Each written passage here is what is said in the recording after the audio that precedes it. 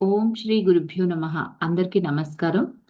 The untold story of సీతాయనంలో మనం రామాయణంలో మనకి తెలియని విషయాలు ఎన్నో మనం తెలుసుకుంటున్నాం. సీక్రెట్స్ అనాలి చెప్పాలి అంటే.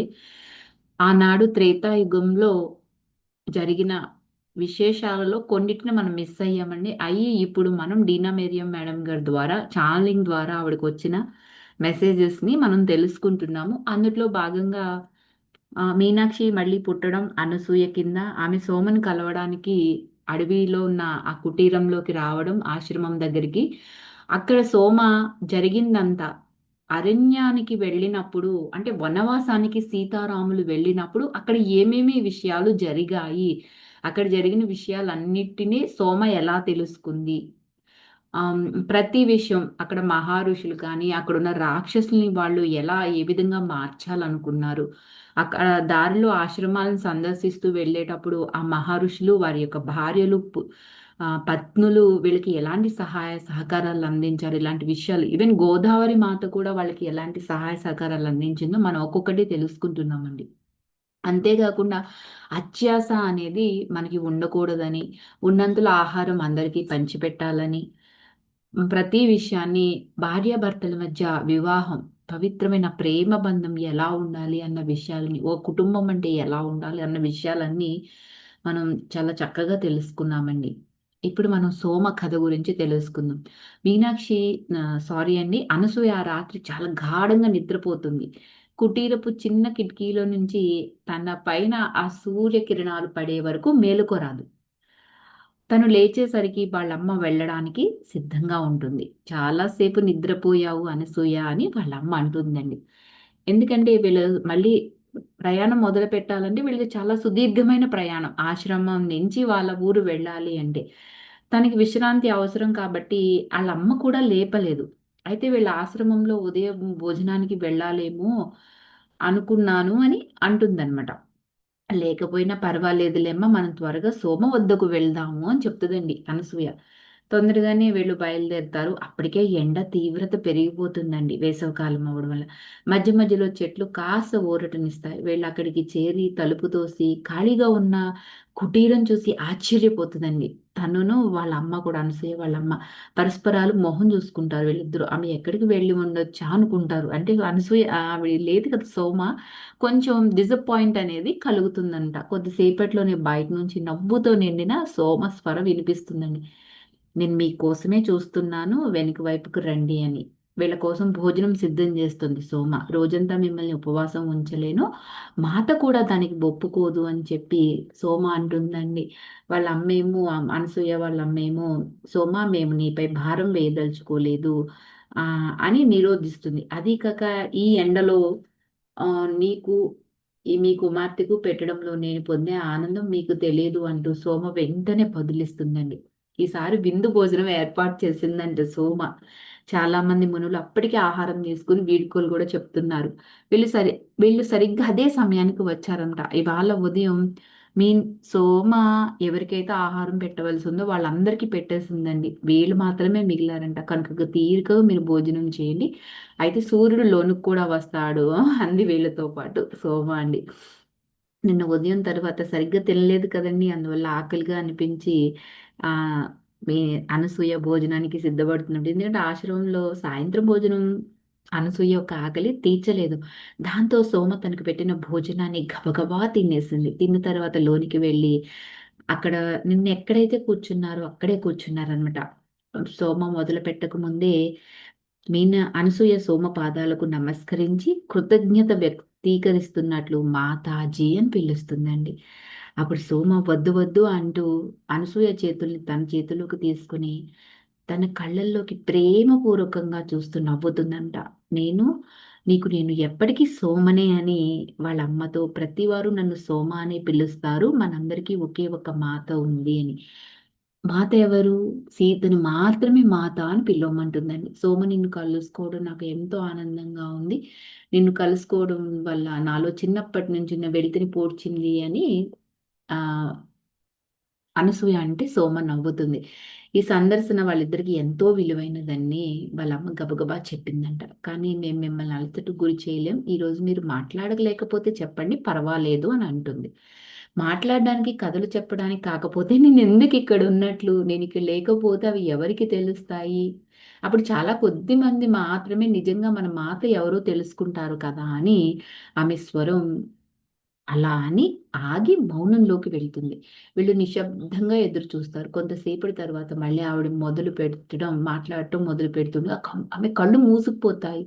ఇది ఆమె చెప్పిన కథే ఇది. ఏంటి ఆ కథ అంటే, అత్రి, అనసూయ మహారుషులు శ్రీరాముడిని, మాతను దండకారణ్యం వైపు వెళ్లి అక్కడ రాక్షస మూకలను వదలగొట్టమని కోరారు.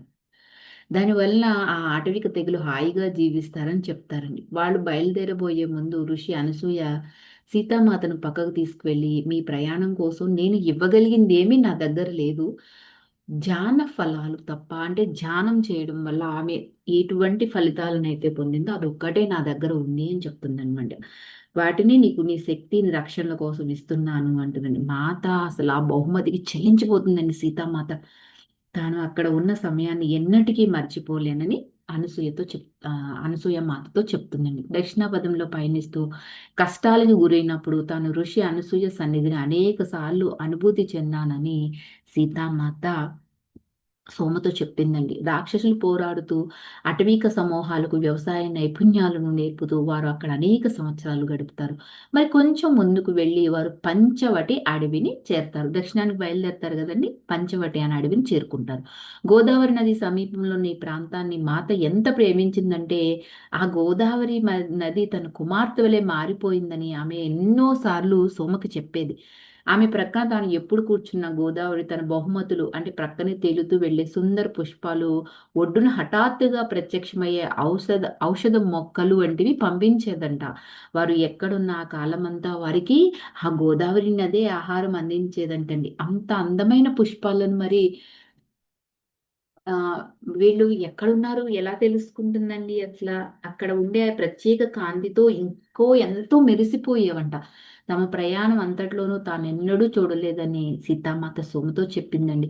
ఆ ప్రాంతమంతా సమృద్ధితో, ఫలాలతో, చుట్టుపక్కల ప్రతి చోట నదులు, వాగులు, చెరువులు వంటివి నీటితో నిండి ఉండేవి. అయితే బాహ్య సౌందర్యాన్ని పక్కన పెడితే అక్కడ ఏదో దోషం ఉందని కనిపిస్తుందని చెప్పేదండి. వాళ్ళక్కడికి చేరిన వెంటనే మాతా, శ్రీరాముడు ఇద్దరూ కూడా దాన్ని గమనించారంట. వారు తమ కుటీరం నిర్మించుకుని స్థిరపడ్డ కొంతకాలానికి అక్కడ ఋషులు, అక్కడ రాక్షసులు కలుగజేస్తున్న ఇబ్బందులు తమ అదుపు దాటిపోయాయి అని చెప్పారండి. ఒకానొక రోజు అనేక మంది ఋషులు వారిని స్వాగతించడానికి వచ్చి శ్రీరామచంద్రుడితో తమ బాధలన్నీ చెప్పుకుంటారు. ఆ ప్రాంతం లంకాధిపతి అయిన రావణుడికి ప్రత్యేక ప్రాధాన్యత కలిగింది అని చెప్పడంతో రాముడు చాలా శ్రద్ధగా వింటున్నారండి. ఆయన సేనాధిపతులు ఈ ప్రాంతాన్ని తమ స్థావరంగా చేసుకుని ఎన్నో స్థానిక వనరులని తరలించుకుని పోతున్నారంట. ఎవరైనా దాని గురించి ఫిర్యాదు చేస్తే చుట్టుపక్కల గ్రామాలన్నీ ఇబ్బందికి గురయ్యేవి. ఏ గ్రామం వారైనా తమ అధికారాన్ని ఉల్లంఘిస్తే రావణుని యొక్క మనుషులు ఆ గ్రామం దగ్గర ఉన్న నదుల నీళ్ళన్నీ తోడేసి ఆ ప్రాంతం అంతా నీరు లేకుండా చేసేవారు. వారు పంచవటిని తమ కేంద్రంగా చేసుకుని ఉత్తరం నుంచి ప్రవేశాలను ఆపి తమ ప్రాంతాన్ని విస్తరింపజేసుకునేవారు. అంటే మనం వారి మూలం వరకు వచ్చామన్నమాట అని అవునా అంటూ శ్రీరాముడు నవ్వుతాడండి. అంటే మనం జాగ్రత్తగా ఉండాలి అని చెప్తున్నారు. ఆ! చూడండి, ఉత్తరం నుంచి ప్రవేశాలను ఆపేశారంట. ఎవరిని రానివ్వట్లేదు. తమ ప్రాంతాన్నంతా విస్తరించుకునేవారంటండి. మీ ఋషులందరూ అతనంటే భయపడుతున్నారంటే అతను చాలా శక్తివంతుడిగా ఎదిగాడా అని సీతామాత చాలా ఆశ్చర్యంగా అడుగుతుందండి. ఆమెకు తమ బాల్యంలో మిథులలో ఉండగా ఒకసారి రావణుడు వచ్చి తన తండ్రిని మహాదేవుని విల్లు అడిగాడంటండి. అప్పుడు జనక మహారాజు కాదనటంతో అతను రావణుడు అంతట శక్తివంతుడు కాకపోవడం వల్ల అవమానంతో తిరిగి వెళ్ళడం సీతామాతకి జ్ఞాపకం వచ్చింది.